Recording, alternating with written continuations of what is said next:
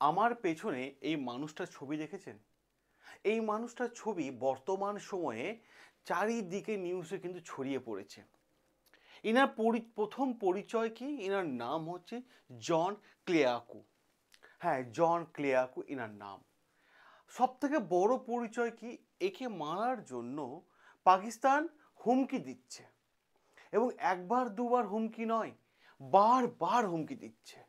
দেখুন, কোনো একটা সত্য চাপা দেওয়ার জন্য পাকিস্তান সবার প্রথমে উঠে পড়ে লাগে। কারণ আমরা আগেও বহুবার দেখেছি যে সত্যকে চাপা দিয়ে মিথ্যাকে পাকিস্তান বারবার সামনে আনে এবং গোটা বিশ্বের সামনে সেটাকে সোশ্যাল মিডিয়া মাধ্যমে তুলে ধরে এবং তারা দেখায় যে এইটা আমরা করে দেখিয়েছি, কিন্তু তার পেছনে সম্পূর্ণ মিথ্যা তথ্য কাজ করে। ইনফরমেশন, হ্যাঁ, এক দেশে ইনফরমেশন আরেক দেশে পৌঁছায়, আরেক দেশে ইনফরমেশন আরেক দেশে পৌঁছায়। তো ইনফরমেশন, ভারত এবং পাকিস্তানের মধ্যে যে ইনফরমেশন ওয়ার আছে, ন্যারেটিভ ওয়ার আছে, এই বিষয় নিয়ে রিসেন্টলি এই জন ক্লেয়াকু, ইনি সিআইএ এক্স এজেন্ট। খুব ভালো করে দেখুন ব্যাপারটা, ইনি হচ্ছেন সিআইএ এক্স এজেন্ট। ইনার একটা বক্তব্যর জন্য ডজন ডজন আর্টিকেল কিন্তু চারিদিকে প্রকাশ হয়েছে। গোটা বিশ্বে এই মুহূর্তে চর্চার বিষয় হয়ে দাঁড়িয়েছে এই সিআইএ এজেন্টের বক্তব্যকে ঘিরে। আচ্ছা, ঘটনাটা কি এমন ঘটেছে বলুন তো? দেখুন, অনেকগুলো ঘটনা কিন্তু এখানে সামনে এসেছে এবং ইনি একটা সত্য তথ্য গোটা বিশ্বের সামনে রেখেছে, মিডিয়াতে এসে ইন্টারভিউ দেওয়ার সময় করে একটা তথ্য সামনে রেখেছে, এবং যার জন্য পাকিস্তানের প্রাইম মিনিস্টার ফিল্ডে নেমেছে। ভাবুন, তাহলে এমন তথ্য দিলেন ইনি। কারণ ইনার স্টেটমেন্টের জন্য পাকিস্তানের পিএম বলছে যে তুমি মিডিয়ার সামনে এসে প্রকাশ্যে ক্ষমা চাও আর বলো যে তুমি ভুল তথ্য দিয়েছো। কারণ ইনি যে তথ্যটা দিয়েছেন না, পাকিস্তান সেই তথ্যটা একদম মেনে নিতে পারছে না। ইনি কি বলেছেন? ইনার একটা বক্তব্য, ইনার একটা চিঠি, এবং তার থেকেও বড় বিষয়, পাকিস্তান প্রাইম মিনিস্টার যে চিঠি ইনাকে পাঠিয়েছেন, সেই চিঠিকে ইনি কি করেছেন, জন ক্লেয়াকু কি করেছেন, ডাস্টবিনে ফেলে দিয়েছেন টয়লেটে গিয়ে, এবং সেইটাও তিনি কিন্তু প্রকাশ্যে এসে তিনি দাবি করেছেন। পুরো বিষয়টা আপনাদের একটু 2 মিনিটের মধ্যে গুছিয়ে বলে দিচ্ছি, তারপর ইনার ব্যাপারে আমি আরো তথ্য আপনাদের সামনে দিচ্ছি। ইনি কি বলেছেন? ইনি বলেছেন আজকের দিনে দাঁড়িয়ে যে পাকিস্তান বারবার ইন্ডিয়াকে আক্রমণ করা হুমকি দেয় না, যদি আজকের দিনে দাঁড়িয়ে যুদ্ধ হয় তাহলে পাকিস্তান হেরে যাবে ইন্ডিয়ার কাছে। এই তথ্য তিনি দিয়েছেন। আর এই তথ্য পাওয়ার পর এবং এই তথ্য বলার পর এনাকে প্রাণে মারার হুমকি দিচ্ছে কে? পাকিস্তানের তরফ থেকে। পাকিস্তানের প্রাইম মিনিস্টার ফিল্ডে নেমেছেন এবং এনাকে চিঠি দিয়েছেন যে তুমি প্রকাশ্যে এসে ক্ষমা চাও।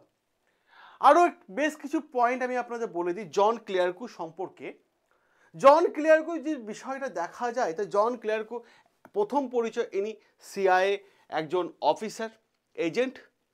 ইনি বেশ কিছু, শুধুমাত্র এজেন্ট বলা ভুল হবে, ইনি বেশ কিছু অ্যান্টি টেররিজম ধ্বংস করার পেছনে ইনার বড় বড় হাত রয়েছে এবং বিরাট ভূমিকাও পর্যন্ত আছে। কারণ ইনার নেতৃত্বে অ্যান্টি টেররিজম ধ্বংস করার জন্য আমেরিকা বিশাল বিশাল অপারেশন কিন্তু চালিয়েছে এবং বেশ কিছু জঙ্গি ঘাঁটি ধ্বংস করার পেছনে, বড় বড় অপারেশন সাকসেস পাইয়ে দেওয়ার পেছনে সবথেকে বড় হাত রয়েছে এই জন ক্লেয়াকু।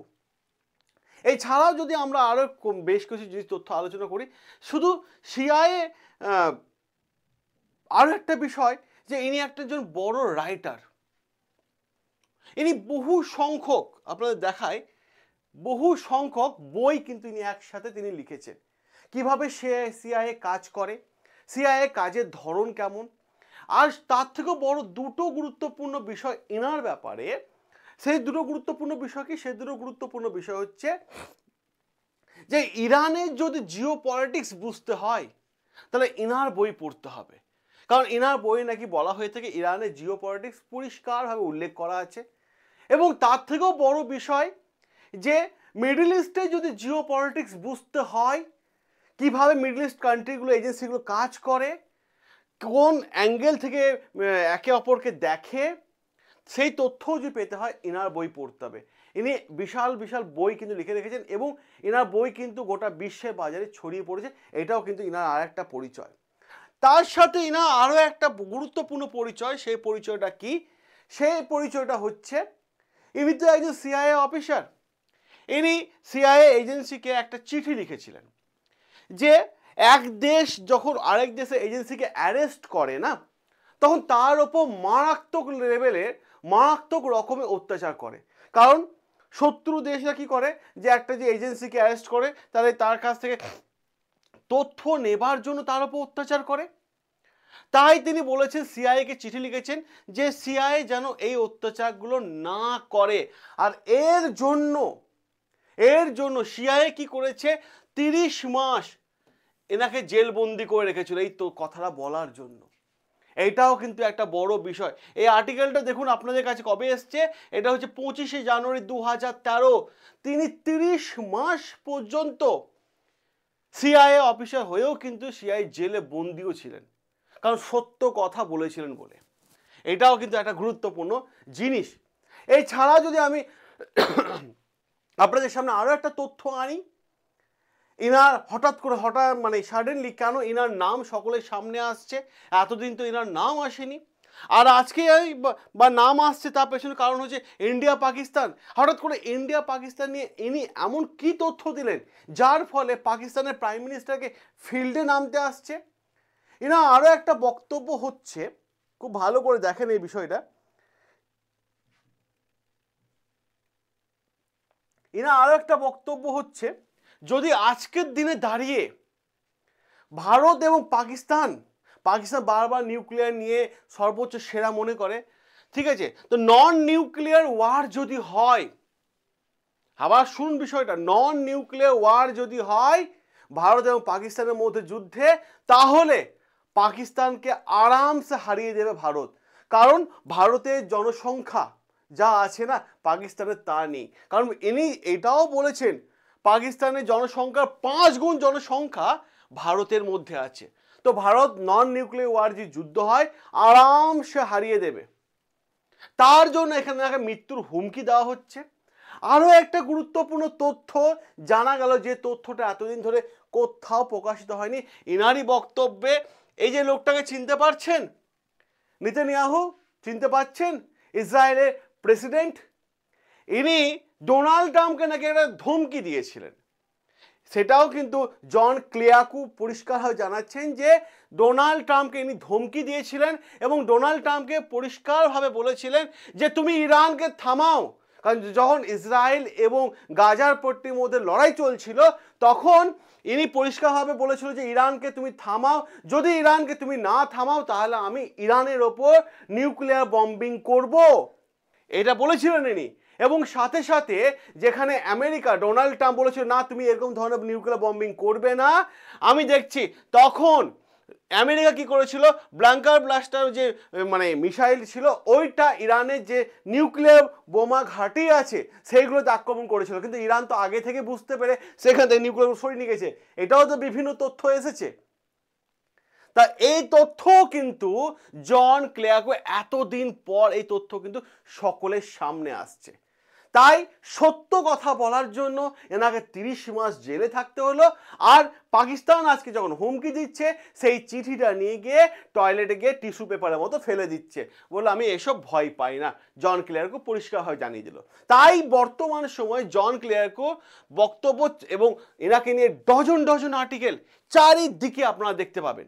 আচ্ছা, আমি একটা নাম্বার দিচ্ছি, নাম্বারটা নোট করুন, 9328131334। আপনারা হোয়াটসঅ্যাপ করেন তো? সকলে হোয়াটসঅ্যাপ করেন তো? যদি হোয়াটসঅ্যাপ করেন, এই হোয়াটসঅ্যাপ নাম্বারে একটা হাই এআই লিখে পাঠান।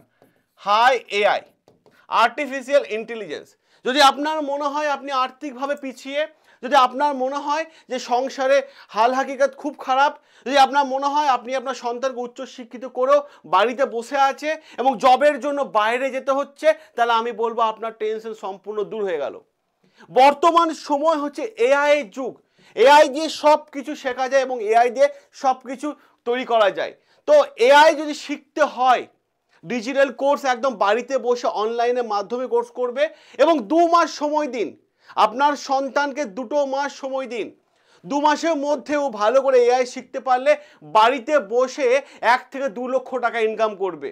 যখন কেরিয়ারের প্রশ্ন আসে তখন আমরা বেঁকে বসি, কিন্তু যখন আমাদের বেফালতু টাকায় খরচা করতে হয়, মোবাইল কেনা, ল্যাপটপ কেনা বা জামা কাপড়ে বা পিকনিকে যাওয়া বা ঘুরতে যাওয়ার পেছনে, তখন আমরা 4 মিনিটও ভাবি না। কিন্তু যে জিনিসটা আপনার কেরিয়ার উজ্জ্বল করবে, যে জিনিসটা আপনাকে সাফল্যের পথে এনে দেবে, সেই জিনিসটাতে আমরা ইনভেস্ট করতে 4 বার ভাবি। তো এআই শিখে যাদের উজ্জ্বল ভবিষ্যৎ দরকার, মাত্র 2 মাসের কোর্স, 2 মাস পর আপনি ভালো একজন এআই এক্সপার্ট হয়ে মার্কেটে কাজ করবেন এবং বাড়িতে বসে কাজ করবেন। সেখানে আপনি 1 থেকে 2 লক্ষ টাকা ইনকাম করবেন। যদি আপনি চান তাহলে অতি অবশ্যই হাই এআই লিখে পাঠান, আমাদের টিম উইদিন এ সেকেন্ড আপনার গ্রুপ জয়েন লিঙ্ক পাঠিয়ে দেবে, যেখানে আপনারা সমস্ত তথ্য পেয়ে যাবেন অ্যাডমিশনের। সকলে ভালো থাকবেন, সুস্থ থাকবেন, সাবস্ক্রাইব করে নিন বাংলা জ্ঞান আপ, যেখানে প্রপার আর্টিকেল নিয়ে আপনাদের সমস্ত তথ্য আমি পরিবেশন করে থাকি। দেখা হবে আপনাদের সাথে নতুন আরও একটা আর্টিকেল নিয়ে।